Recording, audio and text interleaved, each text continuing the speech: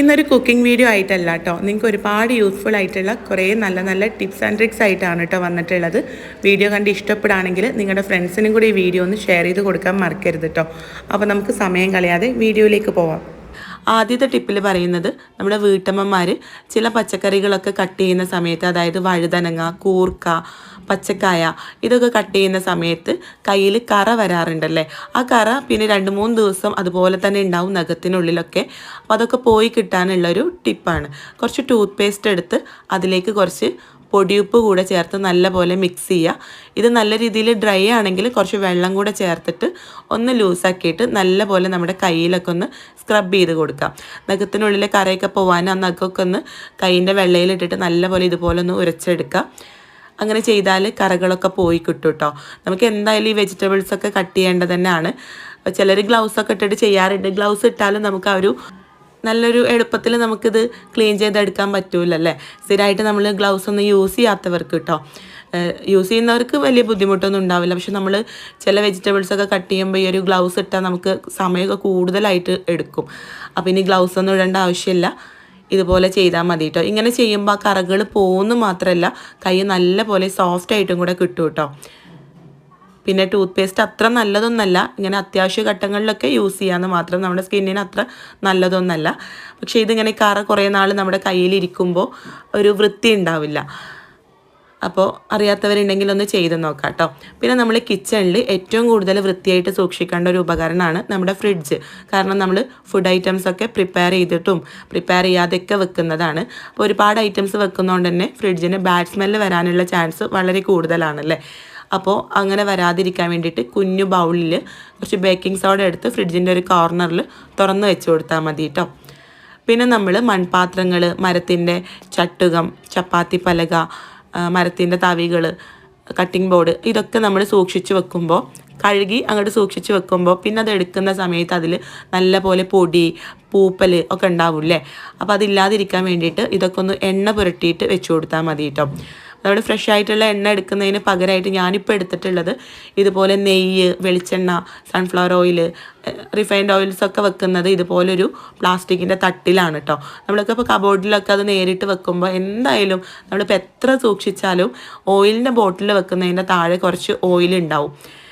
അത് ഗ്ലാസ് ബോട്ടിലാണെങ്കിലും ഏത് ഓയിലിൻ്റെ ബോട്ടിലാണെങ്കിലും അടിയിൽ കുറച്ച് ഓയിൽ ഉണ്ടാവും.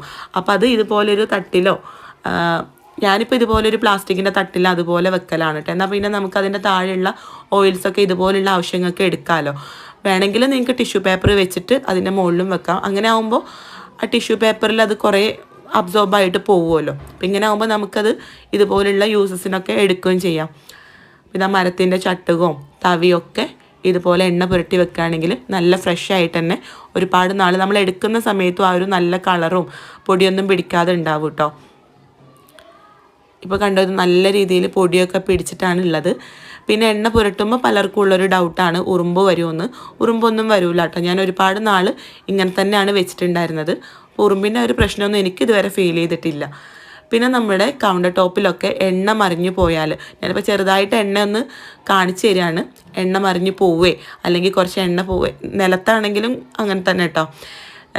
സാധാരണ നമ്മൾ എന്താ ചെയ്യുക, സോപ്പ് ഉപയോഗിച്ച് കഴുകി തുടച്ച്, അപ്പോൾ കുറേ പണിയാണല്ലേ. സോപ്പ് ഉപയോഗിച്ച് കഴുകണം, പിന്നെ അത് തുടക്കുന്ന തുണിയൊക്കെ വീണ്ടും കഴുകണം.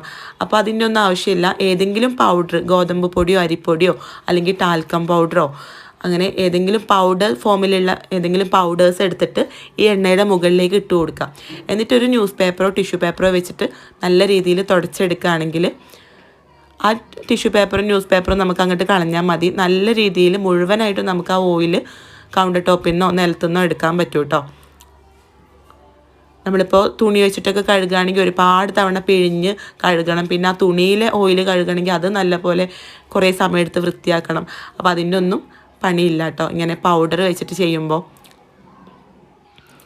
പിന്നെ നമ്മൾ മത്തിയൊക്കെ വളരെ എളുപ്പത്തിൽ ചെതുമ്പൽ കളഞ്ഞെടുക്കാനുള്ളത്, ചെതുമ്പൽ അധികം തെറിക്കാത്ത രീതിയിൽ അപ്പോൾ ഫ്ലാറ്റിലൊക്കെ ഉള്ളവർക്ക് അല്ലെങ്കിൽ രാത്രിയൊക്കെ മീൻ കൊണ്ടുവരുന്ന സമയത്ത് നമ്മൾ വീടിനുള്ളിൽ വെച്ചിട്ട് തന്നെ ക്ലീൻ ചെയ്യുമല്ലോ.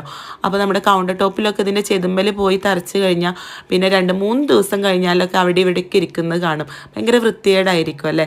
അപ്പോൾ ഇതുപോലൊരു പ്ലാസ്റ്റിക്കിൻ്റെ ബോട്ടിൽ കട്ട് ചെയ്തിട്ട് ഇതുപോലെ ചെതുമ്പൽ കളഞ്ഞെടുക്കുകയാണെങ്കിൽ അതിൻ്റെ ചെതുമ്പൽ ഒന്നും തെറിക്കാതെ തന്നെ നമുക്ക് ചെയ്യാം കേട്ടോ. ഈ ഒരു ബോട്ടിലിൻ്റെ ഉള്ളിലേക്കാണ് ഈ മത്തിൻ്റെ ചെതുമ്പലൊക്കെ പോവുക. അപ്പോൾ അതുകൊണ്ട് തന്നെ പുറത്തേക്ക് അധികം തെറിക്കാത്ത രീതിയിൽ നമുക്ക് ക്ലീൻ ചെയ്തെടുക്കാം കേട്ടോ. അല്ലെങ്കിൽ നമ്മൾ എത്ര ശ്രദ്ധിച്ചാലും അവിടെ ഇവിടെയൊക്കെ അതിൻ്റെ ചെതുമ്പലുണ്ടാവും. പിന്നെ അത് ഒട്ടി പിടിച്ചത് എടുക്കാനൊക്കെ നല്ല റിസ്ക് ആണ് അല്ലേ. തുടച്ചാലൊന്നും അത് പോരില്ല, കൂടുതൽ അവിടെ കൗണ്ടർ ടോപ്പിൽ ഒട്ടി നിൽക്കുകയാണ് ചെയ്യുക. അപ്പോൾ ഇനി രാത്രിയൊക്കെ മീൻ കൊണ്ടുവരുന്ന സമയത്ത് അല്ലെങ്കിൽ ഫ്ലാറ്റിലൊക്കെ ഉള്ളവർക്കൊക്കെ ഒരുപാട് യൂസ്ഫുൾ ആയിട്ടുള്ളൊരു മെത്തേഡ് തന്നെ ആയിരിക്കും കേട്ടോ ഇത്. അപ്പോൾ അറിയാത്തവർ ട്രൈ ചെയ്ത് നോക്കാം. ഇനി നമ്മൾ അടുത്തതായിട്ട് പറയുന്നത് നമ്മുടെ വീട്ടിൽ തന്നെ നല്ല പ്യുവർ ആയിട്ടുള്ള വെളിച്ചെണ്ണ വളരെ എളുപ്പത്തിൽ ഉണ്ടാക്കിയെടുക്കുന്ന ഒരു ട്രിക്കാണ് കേട്ടോ. ഈ ഒരു വെളിച്ചെണ്ണയ്ക്ക് ഒരുപാട് ഗുണങ്ങളുണ്ട് കേട്ടോ. അപ്പോൾ ഞാനിവിടെ 2 വലിയ തേങ്ങ പ്രഷർ കുക്കറിലേക്ക് ഇട്ടിട്ട് 1 ഗ്ലാസ് വെള്ളം ഒഴിച്ച് 4 വിസിലടുപ്പിച്ചെടുത്തിട്ടുണ്ട്. എന്നിട്ട് അതിൻ്റെ പ്രഷറൊക്കെ പോയതിന് ശേഷം തേങ്ങ എടുക്കുകയാണ് കേട്ടോ. ഇങ്ങനെ ചെയ്യുകയാണെങ്കിൽ നമുക്ക് മില്ലിലേക്ക് പോകേണ്ട ആവശ്യമില്ല. പിന്നെ അതുപോലെ തന്നെ വെയിലത്ത് വെച്ച് ഉണക്കേണ്ട ആവശ്യമൊന്നുമില്ല കേട്ടോ. അപ്പോൾ ഈ ഒരു തേങ്ങ ഞാൻ നല്ലപോലെ വിസിലടിപ്പിച്ച് അത് തണുത്തതിന് ശേഷം ഇതുപോലെ ഉടച്ച് വെച്ചിട്ടുണ്ട് കേട്ടോ.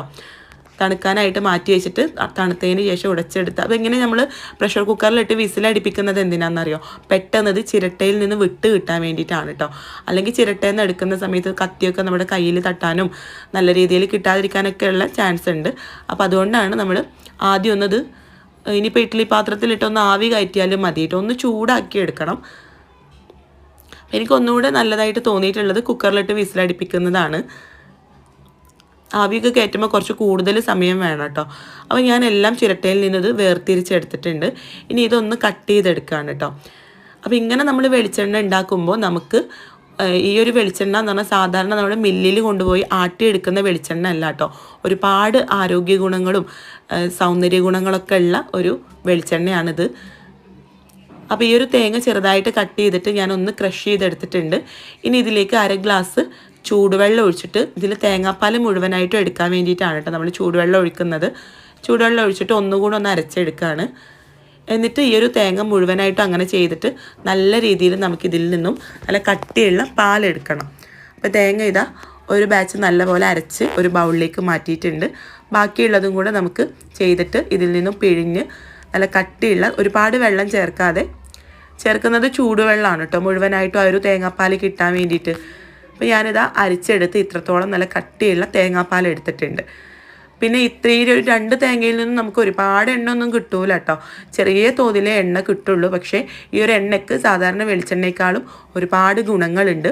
ഈ ഒരു എണ്ണ നമ്മുടെ ചെറിയ കുട്ടികൾ മുതൽ പ്രായമായവർക്ക് വരെ നമ്മുടെ സ്കിന്നിലൊക്കെ പുരട്ടുകയാണെങ്കിൽ നല്ല രീതിയിൽ കലകളും പാടുകളൊക്കെ പോയി നല്ല വെന്ത വെളിച്ചെണ്ണ എന്നൊക്കെ പറയില്ലേ, വെർജിൻ കോക്കനട്ട് ഓയിൽ. അപ്പോൾ അതാണ് കേട്ടോ നമ്മൾ ഉണ്ടാക്കാൻ പോണത്. അപ്പോൾ ഹൈ ഫ്ലെയിമിൽ ഇട്ടിട്ട് ഇത് നല്ലപോലെ തിളപ്പിച്ച് വറ്റിച്ചെടുക്കുകയാണ് കേട്ടോ. ഇതിലുള്ള ഒരു വെള്ളം വറ്റിക്കഴിഞ്ഞാൽ നമുക്ക് നല്ല രീതിയിൽ വെളിച്ചെണ്ണ കിട്ടും. നല്ല ഫ്രഷ് ആയിട്ടുള്ള വെളിച്ചെണ്ണ കിട്ടും. ഏകദേശം ഒരു 25 മിനിറ്റോളം ഹൈ ഫ്ലെയിമിലിട്ട് തിളപ്പിച്ചിട്ടുണ്ട് കേട്ടോ. ഇത് പെട്ടെന്ന് ഉണ്ടാക്കിയെടുക്കാമെന്നൊന്നും ഞാൻ പറയുന്നില്ല, പക്ഷേ ഉണ്ടാക്കിയെടുത്താൽ ഒരുപാട് ഗുണങ്ങളുള്ളൊരു എണ്ണയാണെന്ന് മാത്രം. അപ്പോൾ നല്ല രീതിയിൽ ഇത് തിളപ്പിച്ച് ലാസ്റ്റ് ആകുമ്പോൾ ഇത് നല്ലപോലെ സെപ്പറേറ്റ് ആയിട്ട് വരും കേട്ടോ. എണ്ണ ഇങ്ങനെ തെളിഞ്ഞ് വരും. ആ ഒരു സമയത്താണ് നമ്മൾ ഫ്ലെയിം ഓഫ് ചെയ്യേണ്ടത് കേട്ടോ. നമുക്ക് കാണാൻ പറ്റും ഏകദേശം ഒരു 25 മിനിറ്റൊക്കെ ആകുമ്പോൾ ഈ എണ്ണയും ഇതിലുള്ള കക്കം എന്നാട്ടോ ഞങ്ങൾ പറയാം, കക്കം ഇങ്ങനെ വേർതിരിച്ച് വരും. ആ ഒരു സമയത്ത് ഫ്ലെയിം ഓഫ് ചെയ്തിട്ട് അപ്പോൾ തണുത്തതിന് ശേഷം ഞാനിത് അരിച്ചെടുക്കുകയാണ് കേട്ടോ. അപ്പോൾ ഈ ഒരു 2 തേങ്ങയിൽ നിന്ന് നമുക്ക് കിട്ടിയ എണ്ണ ഞാൻ കാണിച്ചു തരാം. ഒരുപാടൊന്നും ഉണ്ടാവില്ല, പക്ഷെ ഒരുപാട് ഗുണങ്ങളുള്ളൊരു എണ്ണയാണ് കേട്ടോ. നമുക്ക് ചെറിയ കുട്ടികൾ മുതൽ വലിയവർക്ക് വരെ തലയിൽ മസാജ് ചെയ്യുമ്പോൾ നല്ല ഹെയർ ഗ്രോത്ത് ഉണ്ടാവും. പിന്നെ അതുപോലെ തന്നെ സ്കിന്നിൽ അപ്ലൈ ചെയ്യുമ്പോൾ കലകളും പാടുകളൊക്കെ പോവും. പിന്നെ വെറും വയറ്റിൽ ഓരോ ടീസ്പൂൺ കുടിക്കുകയാണെങ്കിൽ ഒരുപാട് ആരോഗ്യ പ്രശ്നങ്ങൾക്ക് നല്ലതാണ് കേട്ടോ. നിങ്ങൾക്ക് യൂട്യൂബിൽ നോക്കിയാൽ മതി വെർജിൻ കോക്കനട്ട് ഓയിലിൻ്റെ യൂസസും അതിൻ്റെ ഗുണങ്ങളൊക്കെ. പണ്ട് കാലത്തൊക്കെ നമ്മുടെ മുത്തശ്ശിമാർ ഉണ്ടാക്കിയിരുന്ന ഒരു രീതിയാണ് കേട്ടോ ഇതുപോലെ എണ്ണ ഉണ്ടാക്കുന്നത്. നല്ലൊരു സ്മെല്ലാണ് ഈ ഒരു എണ്ണയ്ക്ക്, സാധാരണ വെളിച്ചെണ്ണ പോലെ അല്ല കേട്ടോ. അപ്പോൾ നിങ്ങൾ ഒന്ന് ട്രൈ ചെയ്ത് നോക്കണം. അപ്പോൾ ഇന്ന് കാണിച്ച വീഡിയോയിലുള്ള ഏതെങ്കിലും ഒരു ടിപ്പ് നിങ്ങൾക്ക് യൂസ്ഫുള്ളായി എന്ന് വിചാരിക്കുകയാണ്. ആയിട്ടുണ്ടെങ്കിൽ വീഡിയോ ഒന്ന് ലൈക്ക് ചെയ്യുക, നിങ്ങളുടെ ഫ്രണ്ട്സിനും കൂടെ ഒന്ന് ഷെയർ ചെയ്ത് കൊടുക്കുക. കൂടുതൽ വീഡിയോസിനായിട്ട് നമ്മുടെ ചാനലൊന്ന് സബ്സ്ക്രൈബ് ചെയ്യുക. പിന്നെ നിങ്ങൾ ഫേസ്ബുക്കിലാണ് എൻ്റെ വീഡിയോ കാണുന്നതെങ്കിൽ ഒന്ന് ഫോളോ ചെയ്ത് സപ്പോർട്ട് ചെയ്യണം കേട്ടോ. അപ്പോൾ നമുക്ക് അടുത്ത നല്ലൊരു വീഡിയോ ആയിട്ട് കാണാം. താങ്ക്